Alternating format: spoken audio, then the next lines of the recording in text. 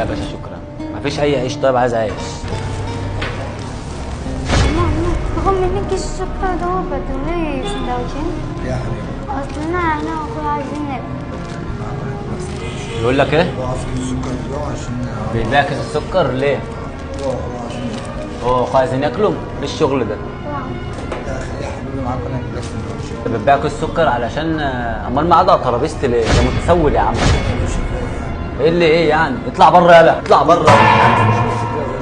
انت مش طالب اكلك؟ اه طالب اكل طيب بس خلاص، ده طبعا متسول. مالكش دعوه. ده متسول. مالكش انت دعوه يا باشا. يا عم بص صلي على النبي. على السلامه. الواد ده ايه يعمل عليك طريقه نصب جديده كده اللي هو ايه؟ خد كيس سكر يا عمو انا جعان. اطلع بره يالا. لا ما يهمش يا باشا. اطلع بره، اطلع بره.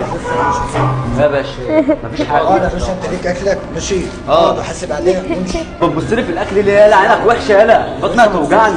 اقعد يا باشا، ليك حاجتك ماشي وحاسب عليها. استنى حضرتك نكسب يا سندوتشين ولا انت شحات يالا؟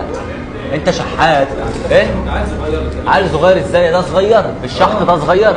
انت تعرف ظروفه ايه؟ كلمك يا ليه؟ في ايه؟ في ايه؟ حاسب خد يا ابني خد مش هحاسب عليه. خد هات 100 جنيه اهي وهات لك اللي انت عايزه. اعرف موجود لوحده. لا حبيبي اعرف موجود لوحده ونزله. نقعد نقعد مع حبيبي وكذا انت عايز. انا هطلعه بره. مش هتعرف تطلعها انا هطلعه بره. مش هتعرف تطلعها ازاي بره. طلعها ازاي؟ اطلع بره يالا. اقعد بس. طب يلا انت بقى اطلع بره.